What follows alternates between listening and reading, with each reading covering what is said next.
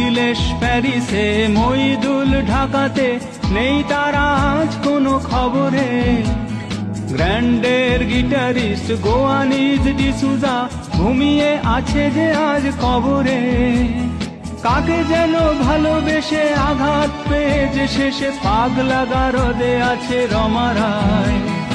অমলটা ঝুঁকছে দুরন্ত ক্যান্সারে, জীবন করেনি তাকে ক্ষমা হায়।